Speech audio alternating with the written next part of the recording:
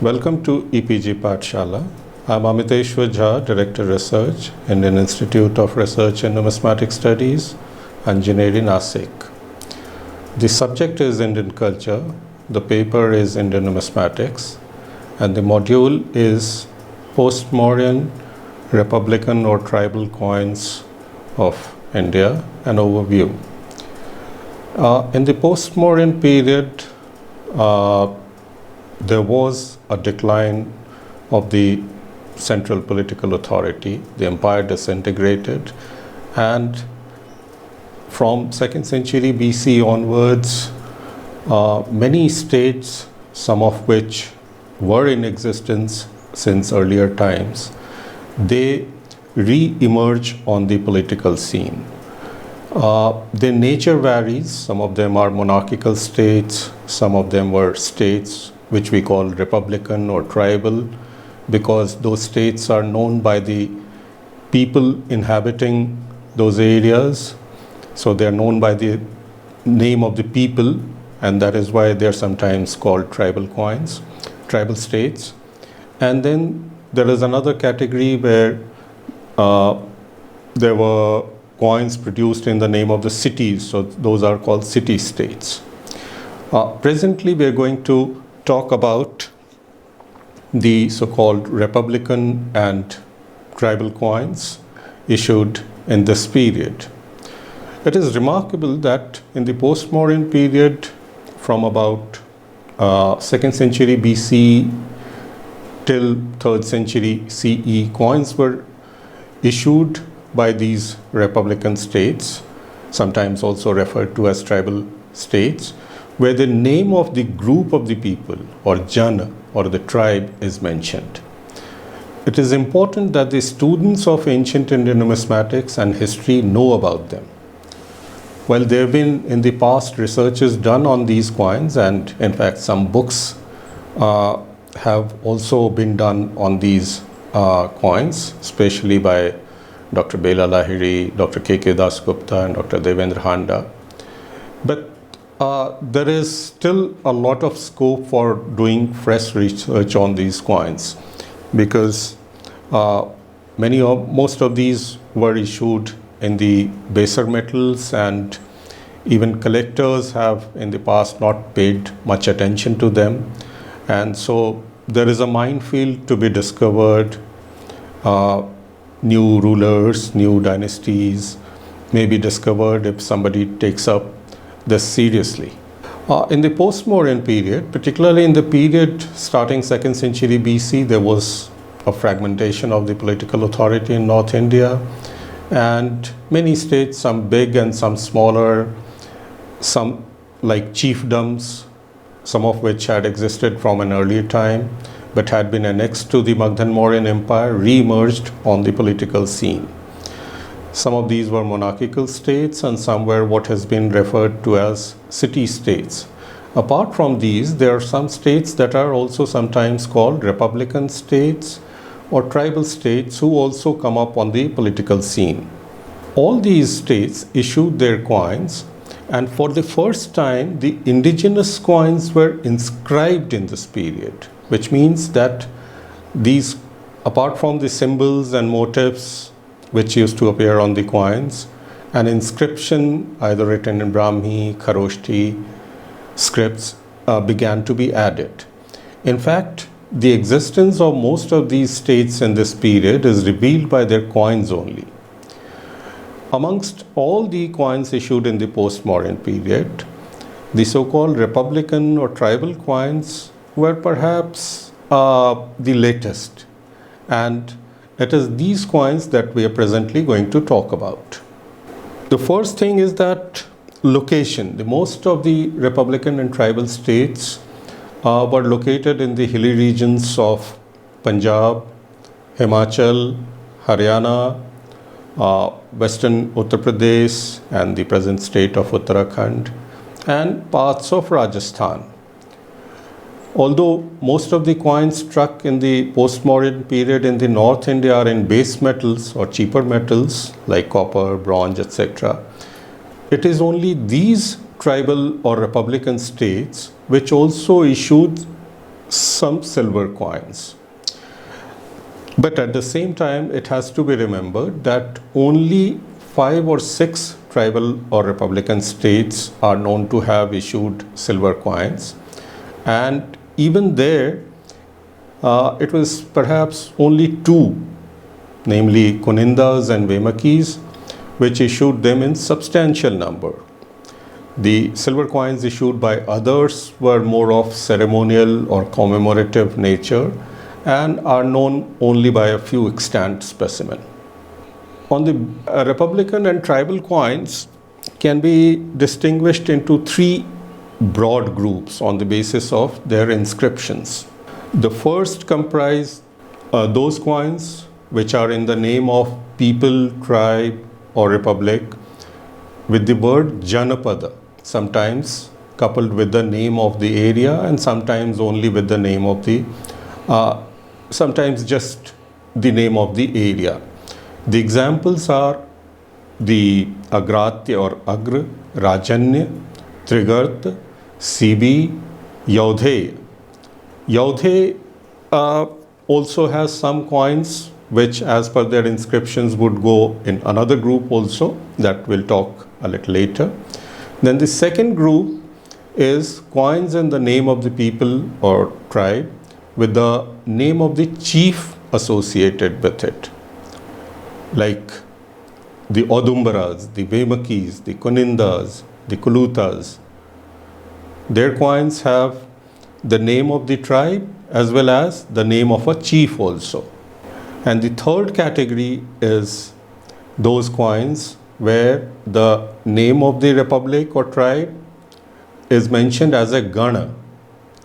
Now the word Gana has sometimes been loosely translated into English as republic. And if you see the history books, it was claimed on the basis of this word alone that in India we had a republican system of government since very early times, because here the chiefs are elected. They are not, their posts are not hereditary. As far as some of the major works done on the subject are concerned, we can name a few catalogues and books. The first was by John Allen, who was the keeper of the British Museum. So he wrote a catalogue on the catalogue of the coins of ancient Indian coins, ancient India in British Museum in 1936. Then Dr. Bela Lahiri produced a very good work which included, apart from some other postmodern issues, and which is called Early Indigenous States of Northern India. It was published from Calcutta in 1974. Then Dr. K.K. Das Gupta produced a book exclusively on the tribal coins. It's called Tribal History of Ancient India, a Numismatic Approach. Then Dr. Michael Michener has produced several books, and he wrote a book called Indo-Greek and Indo-Scythians coins. They've been published in 9 volumes, and some of the volumes include many of these tribal state coins also. And the most recent work on the subject is, and the most authentic also, is by Devendra Handa. It's called Tribal Coins of Ancient India. It was published from Delhi in 2007. Now we shall see the coins of the first category, where on the coins we find the name of the tribe or republic or the people with the word Janapada. And the first in this group is Agratya Janapad. These are simple coins, copper coins, and they invariably have a tree railing on the obverse and an inscription in Brahmi on one or both the sides. On the reverse, they have either a bull or a lion or a composite animal or Lakshmi. 2 types of legend are found on these coins, which read as Agodake or Agodak, Agach Janapadasa, Agach Mit Padabhishayana.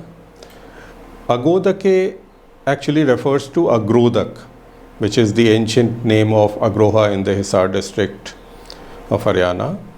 And Agach is probably the Prakrit for Agratya, which in turn is actually derived from the word Agra, which is the name of the tribe Agra. So many people, many Agrawals actually claim their descent from there only.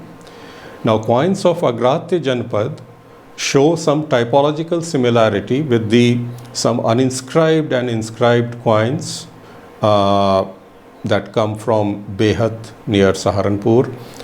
The inscribed ones have the inscription Maharajas, and they were earlier attributed by Allen to the Yodheyas.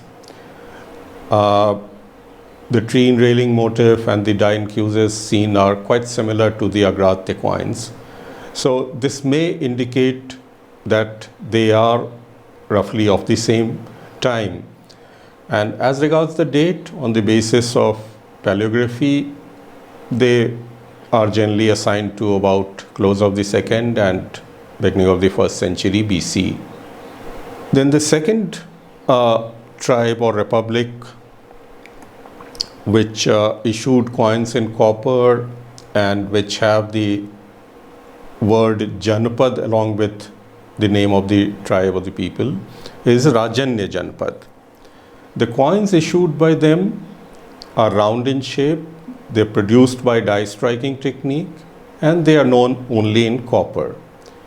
The front side or the obverse of these coins have the figure of Lakshmi standing on a wavy line, and she is holding a lotus in right hand, and the left hand is akimbo, that is, it's placed on the waist.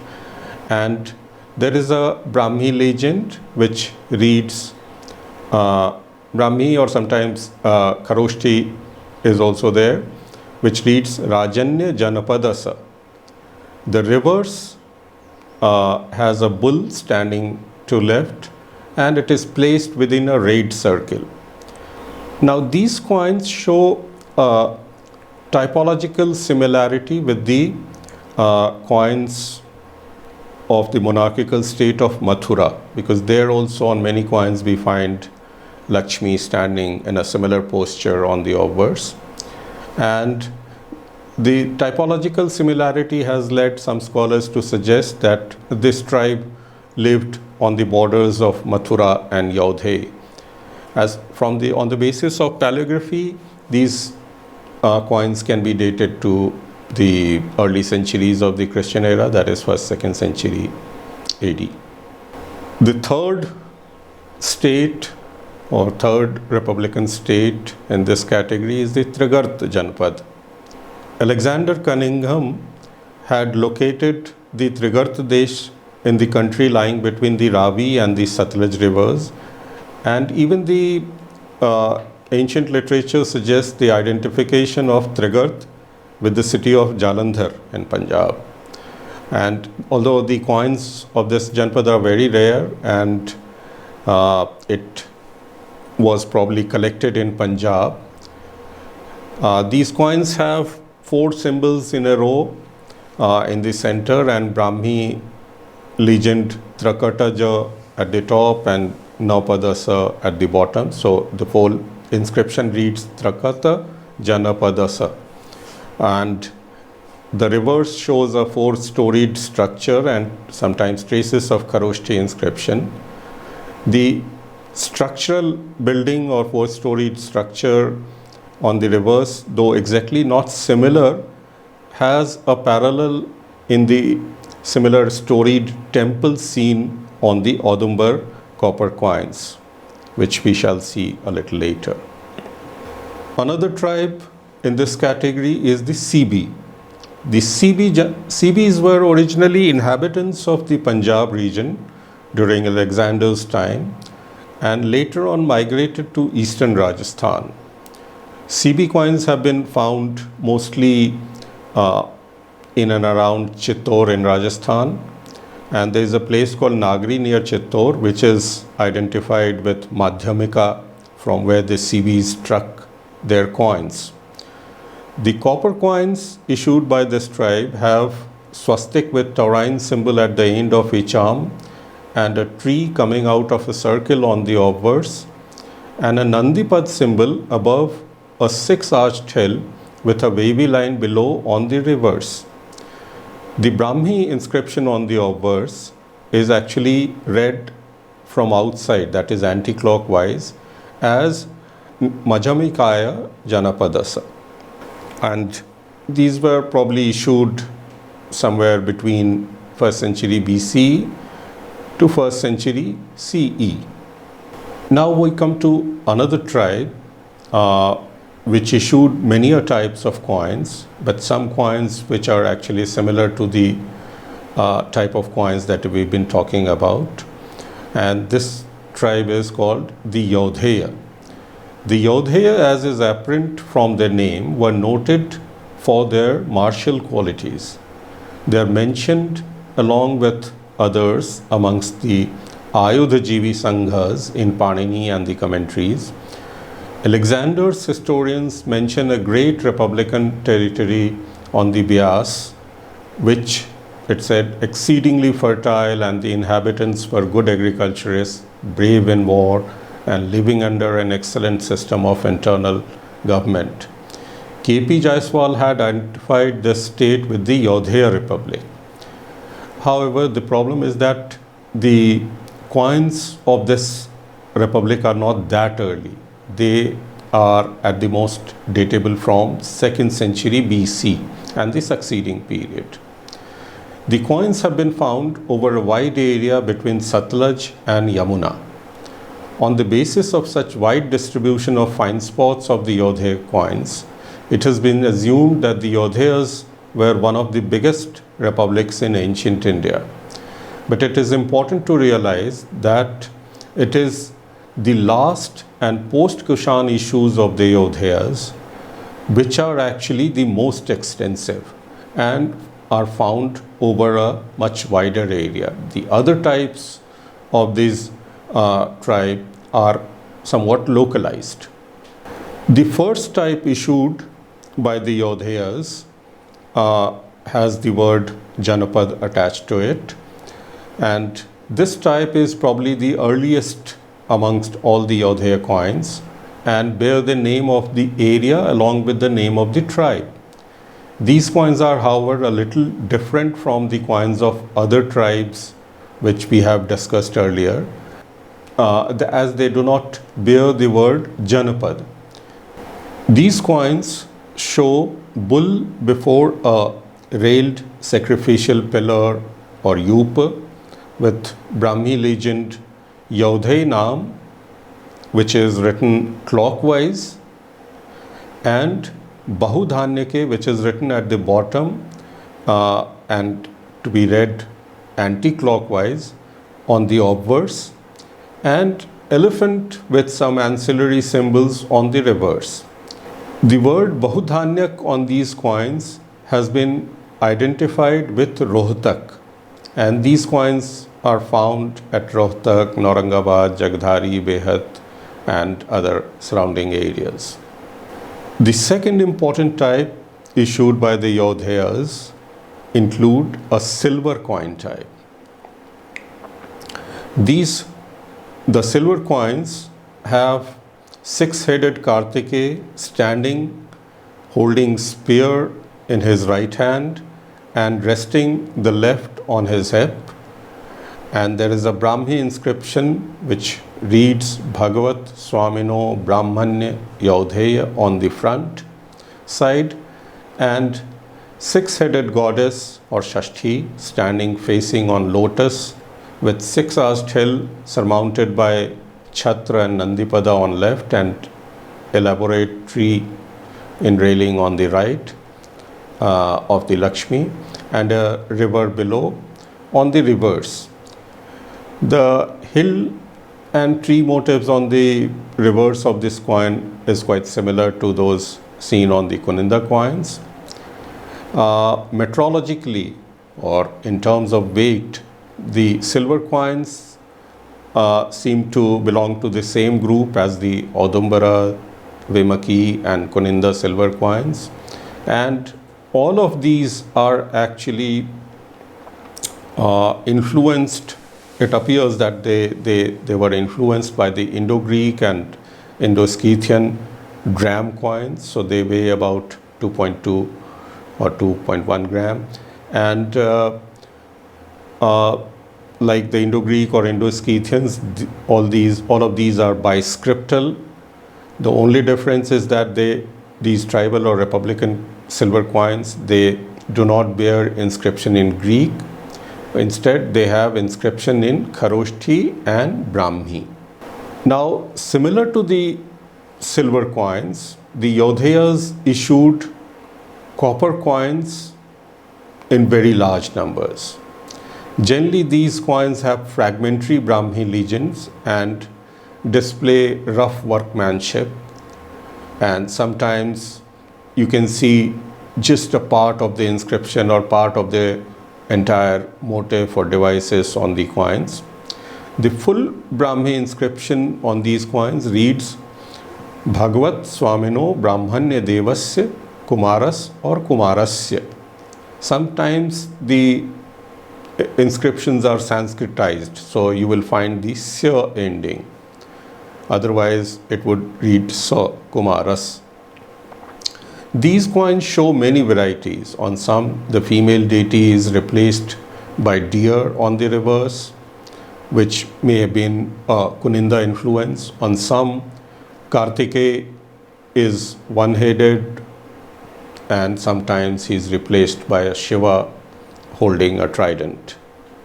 Then there is another type which earlier many scholars attributed to the Kunindas, but now many people think that they were another type issued in fact by the Yodhayas. These are called Chitreshwar type on the basis of their inscription.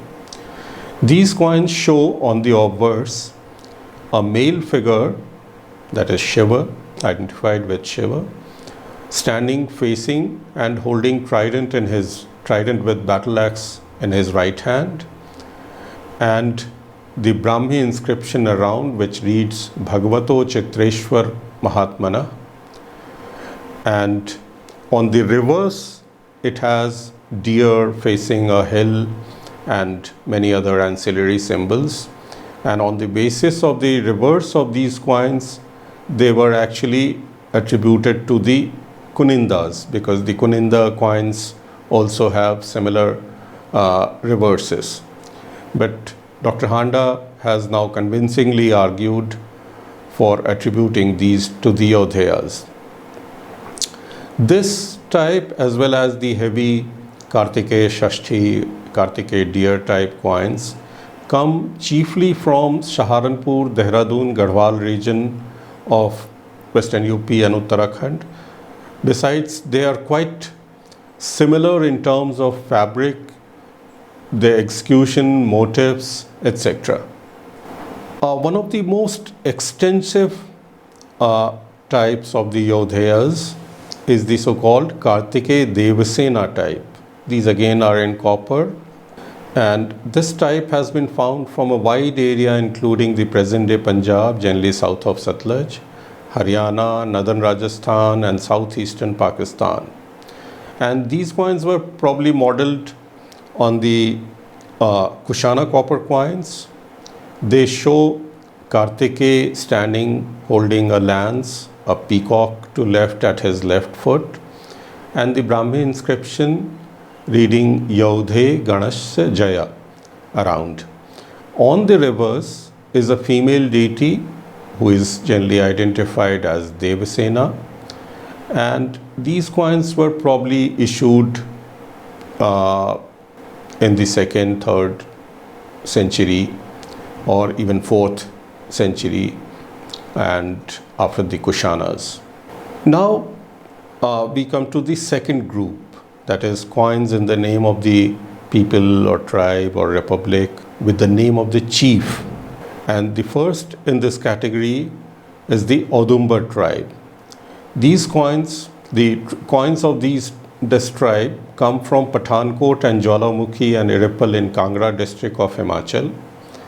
The Audumbaras probably lived in the Pathankot Kangra region of the Beas Valley. They have issued most of their coins in copper, but a few silver coins are also known. But the silvers are exceedingly rare.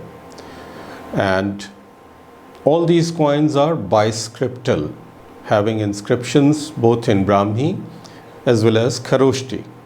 The copper coins have on the obverse a tree enrailing, which is identified with Udumbar or fig tree, from which probably the name of the tribe was derived. And then forepart of an elephant to left, and on right there is a wavy line below, and the Kharoshti legend in the top left fields. The reverse shows a double-storied domed building, which is identified as a Shaivite temple because of the trident with battle axe on right, a river or wavy line below, and the Brahmi inscription in the top right and left fields. These inscriptions give the name of the tribe as well as the name of the chief. Like the tribe's name is mentioned as Odubarisa, the name of the chief. So some rulers whose names have been found are Sivdas, Rudradas, Dharaghosh, etc. And the title Mahadev is also mentioned. The silver coin is known only of the Dharaghosh. Then the next tribe in this category is Vemaki.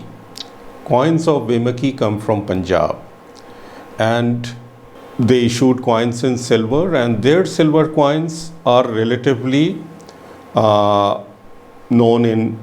their coins are better represented and known in fairly large numbers.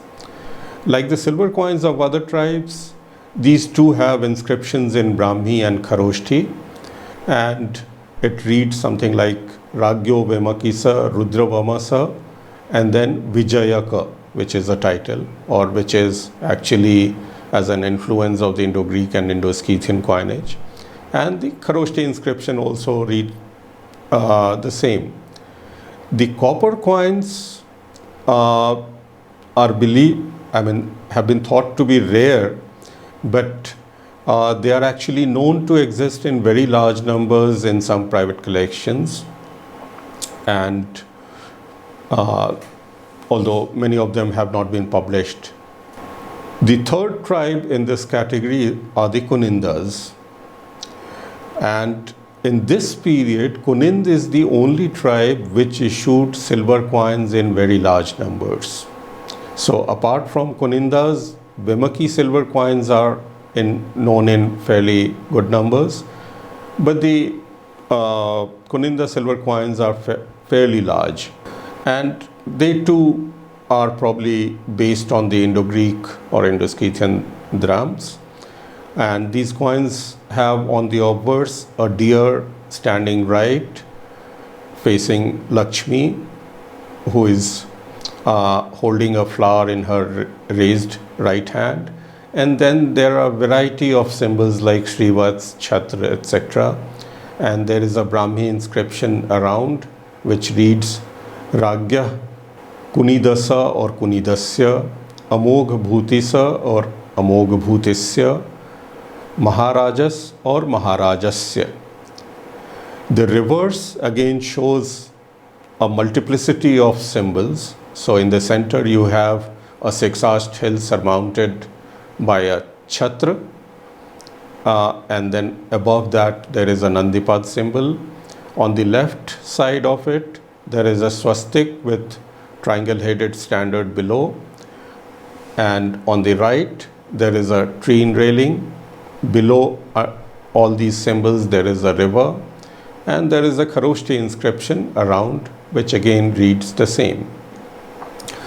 Now Kunindas, apart from issuing coins in silver, issued similar coins of the same weight in copper as well. The typology is similar, but Many a times on copper, the inscriptions are fragmentary. But there is another type which is slightly heavier, where the Kharoshthi inscription on the reverse is replaced by just a dotted border. So on those we have just the Brahmi inscription on the obverse, which is often very fragmentary, and these are much heavier.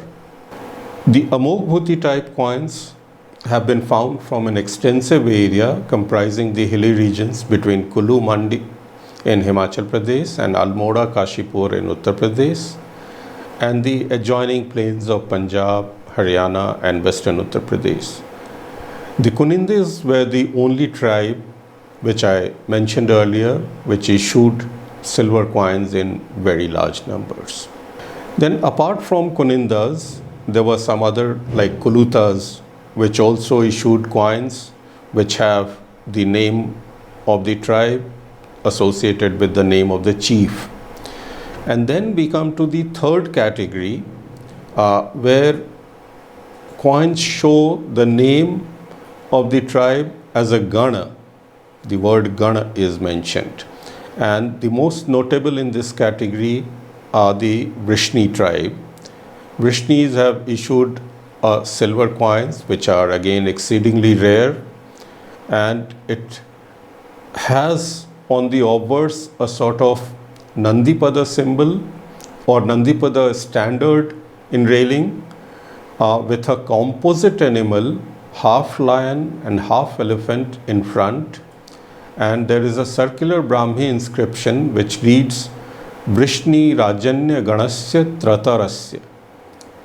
This word Tratarasya again bears testimony to the influence of the Indo-Greek and Indo-Scythian coins, where similar title, which is equivalent to the Greek Soteros, is found. Now, on the reverse, it has a wheel symbol and a Kharoshthi inscription around. The discovery of a seal from Sunet, which is in the Ludhiana district of Punjab, with half lion and half elephant and wheel device, and the Kharoshthi inscription Panchale, provides evidence that the Vrishnis were perhaps living in this area in about 2nd, 1st century BCE. And actually large number of seals and sealings bearing the Brahmi inscription and typical Vrishni motifs like the composite animal, wheel, mace, etc. have been procured from Sunet, which shows that the Vrishnis continued to live in that area. Apart from Vrishni, we have seen there is another tribe, Yaudheyas, which issued a coin where the word Gan is mentioned along with the name of the tribe. So the last type of the Yaudheya tribe, which we discussed earlier, the Kartikeya Devasena type, where the inscription reads Yaudhe Ganasya Jaya. So these are some of the tribal states which come up on the political scene from maybe towards the end of 2nd century BC or beginning of 1st century CE to 3rd, 4th century CE, and issue their coins, the bulk of which is again in copper. But it is notable that it is only these tribes who issue coins in silver in this period in North India, because otherwise none of the monarchical states, none of the city states in this period have issued any precious metal currency. Silver coins, as we have discussed earlier, were influenced by the Indo-Greek and Indo-Scythian coins, which is seen in the practice of adopting writing inscriptions in two scripts, Brahmi and Kharoshthi, and which is also shown by the weight standard adopted for these coins. And in fact, there is another evidence, that is the evidence of some of the coin hoards, where the silver coins of some of these tribal states have been found together with some Indo-Greek and Indo-Scythian coins. Most of these tribal states disappear by 3rd, 4th century AD, because by that time they were replaced by the Kushana coins. Thank you. For more information, you can visit the website of EPG Pathshala.